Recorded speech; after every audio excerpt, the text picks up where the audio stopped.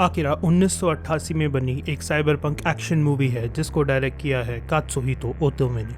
ये कहानी शुरू होती है 1988 में, जहां हम देखते हैं कि टोक्यो शहर एक न्यूक्लियर धमाके में तबाह हो जाता है। इस हादसे के 31 साल बाद हम देखते हैं एक नया शहर, नियो टोक्यो, एक शहर जो क्राइम, करप्शन, गैंग वायलेंस और एंटी गवर्नमेंट प्रोटेस्ट से भरा हुआ है। शहर के एक लोकल बार में हम मिलते हैं कानेडा से, जो कैप्सूल्स नाम के एक बाइकर गैंग का लीडर है। उसके गैंग का मेंबर यामागाटा कानेडा को ये बताता है कि उनका दुश्मन गैंग क्लाउन उनके इलाके में है। बार के बाहर तेत्सुओ कानेडा की बाइक को चेक कर रहा होता है। कानेडा तेत्सुओ को बताता है कि ये बाइक बहुत हाई टेक है और सिर्फ उसके हिसाब से बनी है और कि तेत्सुओ उस बाइक को नहीं चला पाएगा। तेत्सुओ को ये बात पसंद नहीं आती और वो ये कहता है कि वो भी इस बाइक को आसानी से चला सकता है। इसके बाद वो तीनों क्लाउन गैंग के पीछे निकल जाते हैं। वहीं इस शहर की सड़कों में कहीं एक आदमी और एक अजीब सा दिखने वाला बच्चा किसी से बच के भाग रहे होते हैं। भागते भागते वो एक ऐसे इलाके में पहुंच जाते हैं जहां एंटी गवर्नमेंट प्रोटेस्ट की वजह से पुलिस की नाकाबंदी होती है। पुलिस इस आदमी पर स्पॉटलाइट मारती है तो ये पता चलता है कि ये आदमी बहुत ज़्यादा घायल है। वो दोनों वहाँ से भागने की कोशिश करते हैं और ये आदमी स्पॉटलाइट पर फायर करता है। पुलिस की रिटर्न फायर में इस आदमी को गोली लग जाती है और वो उस बच्चे को वहाँ से भागने के लिए कहता है और उसे बोलता है कि वो रियू नाम के आदमी से मिले। वो बच्चा इस आदमी को अपने सामने मरता देख चीखता है और उसकी चीख से आसपास की बिल्डिंग के शीशे और लाइट टूट जाते हैं। इस सारी हड़बड़ी में वो बच्चा वहां से गायब हो जाता है। दूसरी ओर कैप्सूल गैंग क्लाउन गैंग का पीछा कर रहा होता है। क्लाउन गैंग का एक मेंबर कैप्सूल्स पर बम से वार करता है, जिससे कानेडा तो रुक जाता है पर तेत्सुओ उनका पीछा करता रहता है। तेत्सुओ का ध्यान क्लाउन गैंग मेंबर पर होता है कि तभी वो बच्चा अचानक से तेत्सुओ की बाइक के सामने आ जाता है। वो दोनों टकराने ही वाले होते हैं पर उससे पहले ही बाइक में एक धमाका हो जाता है। कानेडा और बाकी गैंग मेंबर्स वहां पहुंचते हैं और तेत्सुओ का हाल देखते हैं, पर वो जल्द ही अपने आप को जापानीज आर्मी के हेलीकॉप्टर से घिरा हुआ पाते हैं। उस बच्चे को अपने मन में एक आवाज़ सुनाई देती है। हेलीकॉप्टर से उतरकर एक बहुत बूढ़ा सा दिखने वाला बच्चा उससे कहता है कि वो बाहर सुरक्षित नहीं है और कि वो उनके साथ वापस घर चले। हेलीकॉप्टर से आर्मी जनरल शिकाशिमा बाहर निकलता है और उस बच्चे और तेत्सुओ को जापानी सोल्जर अपने साथ ले जाते हैं। कानेडा और उसके गैंग को एक लोकल पुलिस स्टेशन में ले जाते हैं, जहां उसे थोड़ी पूछताछ के बाद छोड़ दिया जाता है। वहां कानेडा को एक लड़की दिखती है जिसे वो अपने गैंग का पार्ट बताकर वहां से निकलवा देता है। कानेडा उस लड़की को एक डेट के लिए पूछता है पर वो लड़की उसे मना कर देती है, पर उससे कहती है कि वो उसकी मदद को याद रखेगी। एक मेडिकल फैसिलिटी में जनरल शिकाशिमा और आर्मी डॉक्टर ओनिशी तेत्सुओ पर एक्सपेरिमेंट्स करते हैं। वहां उन्हें पता चलता है कि तेत्सुओ के पास साइकिक पावर्स हैं। जनरल डॉक्टर से ये पूछता है कि क्या उसकी शक्तियां आकिरा जैसी हो सकती हैं। उस रात तेत्सुओ वहां से भाग जाता है और अपनी गर्लफ्रेंड काओरी के साथ कानेडा की बाइक लेकर वो शहर छोड़ देता है। बीच में क्लाउन गैंग उन दोनों पर हमला कर देता है, पर कानेडा और उसके दोस्त उन्हें बचा लेते हैं। तेत्सुओ को इस बात से प्रॉब्लम होती है कि कानेडा को हमेशा उसकी मदद के लिए आना पड़ता है। वो वहाँ से निकल ही रहा होता है कि तभी तेत्सुओ के सर में बहुत तेज़ दर्द शुरू हो जाता है। जब से तेत्सुओ उस फैसिलिटी में था तब से उसके दिमाग में एक आवाज़ बार बार आकिरा आकिरा का नाम लेती रहती है। तेत्सुओ के दिमाग में इमेजेस और भ्रम देखते रहते हैं और उसका दर्द बढ़ता रहता है। उसी समय आर्मी वहां आती है और तेत्सुओ को ड्रग्स से शांत कर अपने साथ ले जाती है। एक रात किसी बिल्डिंग में हुए धमाके से भागते हुए लोगों में कानेडा को वही लड़की दिखती है जिसको उसने पुलिस स्टेशन से बचाया था। वो देखता है कि इस लड़की के पीछे पुलिस पड़ी हुई है और वो उसे बचा लेता है। हमें पता चलता है कि इस लड़की का नाम के है और ये रियू नाम के आदमी को ढूंढ रही है। के और रियू दोनों ही एक एंटी गवर्नमेंट संगठन के लिए काम करते हैं। वो एक खाली बिल्डिंग में होते हैं जहां वो रियू और बाकी लोगों से मिलते हैं। वो लोग कानेडा को एक रूम में बंद करने के बाद ये डिस्कस करते हैं कि उन्हें एक इन्फॉर्मेशन मिली है जिसके हिसाब से मिलिट्री एक नए एक्सपेरिमेंट पर काम कर रही है। कानेडा उनकी बातें सुन लेता है और उन्हें बताता है कि वो एक्सपेरिमेंट तेत्सुओ है और कि कानेडा उनकी मदद कर सकता है। ये सुनकर वो कानेडा को अपने साथ अपने मिशन पर ले जाते हैं। तेत्सुओ एक हॉस्पिटल रूम में उठता है जहां कमरे जितने बड़े खिलौने उस पर हमला कर देते हैं। उनसे बचते हुए वो एक कांच के गिलास पर पैर रखकर खुद को घायल कर लेता है। उसके पैर से खून निकलता देख वो खिलौने टूट जाते हैं और हमें ये पता चलता है कि इस हमले के पीछे वो साइकिक शक्तियों वाले बच्चे होते हैं जो खून देखकर डर जाते हैं। तेत्सुओ को पता चलता है कि उसके पास भी साइकिक शक्तियां हैं जिनका इस्तेमाल कर वो कमरे से बाहर निकल जाता है, जहां कुछ गार्ड और एक डॉक्टर तेत्सुओ की मदद करने की कोशिश करते हैं, पर तेत्सुओ अपनी शक्तियों का इस्तेमाल कर उन्हें मार देता है। उसी समय कानेडा, के, रियू और उनका ग्रुप इस फैसिलिटी में आ जाते हैं। कानेडा वहां के गार्ड से एक फ्लाइंग बाइक कब्जा कर तेत्सुओ की तरफ निकल जाता है। उस फ्लाइंग बाइक के रेडियो पर पता चलता है कि तेत्सुओ उन बच्चों के रूम की तरफ जा रहा है। तेत्सुओ उन बच्चों के रूम पर पहुंच जाता है जहां हमें उन बच्चों का नाम पता चलता है, टाकेशी, मासारू और कियोको। टाकेशी और मासारू तेत्सुओ को रोकने की कोशिश करते हैं पर फेल हो जाते हैं। कियोको तेत्सुओ से कहती है कि वो अपनी शक्तियों का इस्तेमाल ना करे क्योंकि वो शक्तियाँ उसके लिए सिर्फ दुख और तबाही ही लाएंगी। डॉक्टर भी उससे यही कहता है कि उसकी शक्ति बहुत तेज़ी से बढ़ रही है और जल्द ही उसके काबू से निकल जाएगी।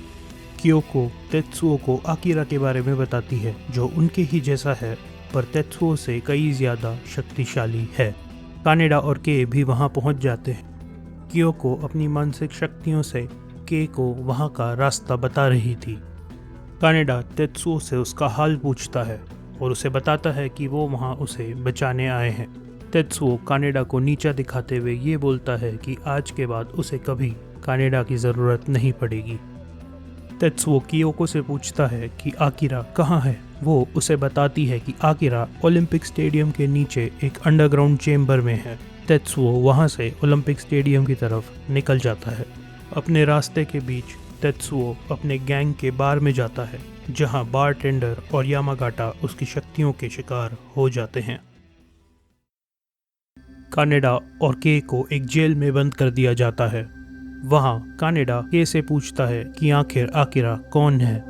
के उसे बताती है कि इस बारे में तो वो भी पूरी तरह से नहीं जानती, पर आकिरा एक शक्ति है, एक ऐसा जीव जो इंसानों की शक्ति और समझ दोनों से कई ज़्यादा ऊपर है।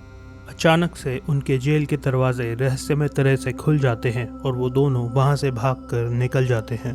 कानेडा अपने दोस्त से मिलता है जहाँ उसे तेत्सुओ के हाथों यामागाटा की मौत का पता चलता है। तभी वहाँ टाकेशी के को लेने आ जाता है और वो उसके साथ चली जाती है।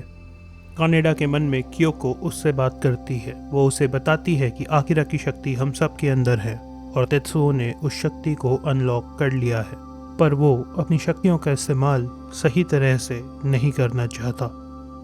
वो कानेडा को ये भी बताती है कि उसे ये लगता है कि इस सब में कहीं उसकी और उसके भाइयों की भी गलती है, जिस वजह से वो के को अपने साथ ले गए हैं अपनी गलतियों को सुधारने के लिए।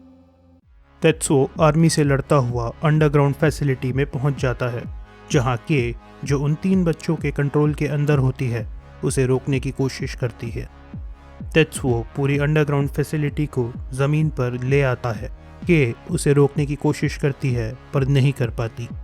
तेत्सुओ उस अंडरग्राउंड चेम्बर को खोलता है पर उसे वहाँ सिर्फ कुछ स्टोरेज कंटेनर्स ही मिलते हैं। एक लाउड स्पीकर पर जनरल शिकाशिमा तेत्सुओ को आकिरा का सच बताता है। 31 साल पहले जो टोक्यो में हुआ था वो कोई न्यूक्लियर धमाका नहीं था, वो आकिरा था जिसकी पूरी शक्तियाँ बाहर आ गई थी। ये सब होने के बाद उस समय के वैज्ञानिकों ने आकिरा की बॉडी पर एक्सपेरिमेंट्स करे और अब जो भी हिस्से आकिरा के बचे थे वो तेत्सुओ के सामने थे इन्हीं कंटेनरों में। कानेडा वहाँ तेत्सुओ को रोकने के लिए एक लेज़र गन लेकर आ जाता है। कानेडा तेत्सुओ पर फायर करता है पर उसको ज़्यादा नुकसान नहीं पहुँचा पाता। तेत्सुओ अपनी शक्तियों का इस्तेमाल कर कानेडा को ज़मीन से ऊपर उड़ा देता है। वो दोनों अपने संघर्ष के बीच में ही होते हैं कि तभी तेत्सुओ के ऊपर एक नीले रंग की लेजर आसमान से हमला कर देती है, जिससे घायल होकर तेत्सुओ अपना दाहिना हाथ खो देता है। हमें ये पता चलता है कि ये हमला जनरल शिकाशिमा ने एक सैटेलाइट लेजर से किया होता है। गुस्से में आया तेत्सुओ अंतरिक्ष में जाके इस लेजर को तबाह कर देता है। तेत्सुओ अपनी खोई हुई बाजू एक मेटल की बाजू से बदल लेता है। उस रात काओरी स्टेडियम में आती है तेत्सुओ की मदद करने के लिए। उस रात जनरल शिकाशिमा भी स्टेडियम में आ जाता है। उसे पता चलता है कि तेत्सुओ और आकिरा दोनों की शक्तियाँ काफ़ी समान है और उसे ये डर होता है कि कहीं जो 31 साल पहले हुआ था वो फिर से ना हो जाए। जनरल तेत्सुओ से मेडिकल फैसिलिटी वापस चलने के लिए कहता है। उसे जो ड्रग्स दिए गए थे उनका असर ख़त्म होने वाला है, जिससे तेत्सुओ की शक्तियाँ उसके काबू से बाहर चली जाएंगी। तेत्सुओ मना कर देता है और काओरी से उसके लिए ड्रग्स लाने को कहता है। जनरल तेत्सुओ की तरफ शूट करता है और वो दूर जाके गिरता है। तेत्सुओ उठने की कोशिश करता है कि तभी उसकी बाजू ज़मीन पर गिर जाती है। वो उसके काबू से बाहर हो चुकी है और अब मांस और लोहे का एक घिनौना मिश्रण बन चुकी है। तेत्सुओ जनरल की तरफ उससे वार करता है और वो जनरल को अपने में समाने ही वाली होती है कि तभी लेजर गन का एक फायर उसे भेद देता है। कानेडा वहां आ चुका है और तेत्सुओ पर फिर से फायर करता है। तेत्सुओ उससे बचकर कानेडा पर वापस वार करता है, पर टाकेशी उसे बचा लेता है। मासारू और कियोको भी वहां आ जाते हैं और वो तीनों आकिरा की बची कुची बॉडी के पास चले जाते हैं। कानेडा तेत्सुओ पर फिर से हमला करता है और इस बार उसे हिट कर देता है। तेत्सुओ अपनी शक्तियों पर पूरा काबू खो देता है और उसका शरीर साइज में एक बहुत ही घिनौने रूप में बढ़ने लगता है, मानो ऐसा हो कि जैसे उसके शरीर का अपना खुद का एक दिमाग हो। उसका शरीर अपने आसपास की चीज़ों को अपने में समाने लगता है और काओरी और कानेडा को भी अपने अंदर खींच लेता है। तेत्सुओ कानेडा से मदद मांगता है। वो बोलता है कि वो महसूस कर सकता है कि वो काओरी को अपने अंदर क्रश कर रहा है। कानेडा अपनी गन का इस्तेमाल कर उस मास से बाहर आ जाता है, पर वो काओरी को टाइम पर नहीं बचा पाता। हम देखते हैं कि वो मास धीरे धीरे उन तीनों बच्चों की तरफ भी बढ़ता है।